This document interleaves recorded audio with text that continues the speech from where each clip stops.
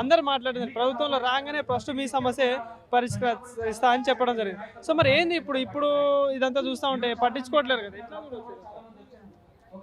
అదే మా బాధ అంతా అదే అన్నట్టు. మేము కావాలి అని చెప్పి మేము ఎన్నుకున్నటువంటి ప్రభుత్వమే మమ్మలను నిర్లక్ష్యం చేసినట్టుంటే మేము దాన్ని తట్టుకోలేకపోతున్నాం.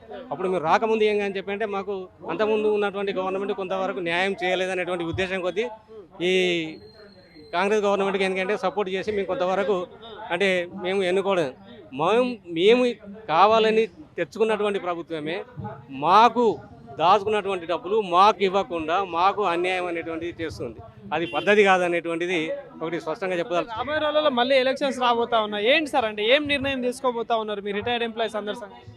ఒకవేళ కనుక మా డబ్బులు కనుక మాకు సకాలంలో చెల్లించినట్టయితే తప్పనిసరి ప్రతి ఉద్యోగి కావచ్చు, రిటైర్డ్ ఉద్యోగి కావచ్చు, కానీ ప్రభుత్వానికి వ్యతిరేకంగానైతే వెళ్ళడం అనేటువంటిది జరుగుతుంది. కానీ సకాలంలో స్పందించి మా డబ్బులు కనుక మాకు ఇచ్చినట్టు ఉంటే అది ఎవరి నిర్ణయం అనేటువంటిది వాళ్ళు తీసుకుంటారని చెప్పానని నేను అనుకుంటున్నాను.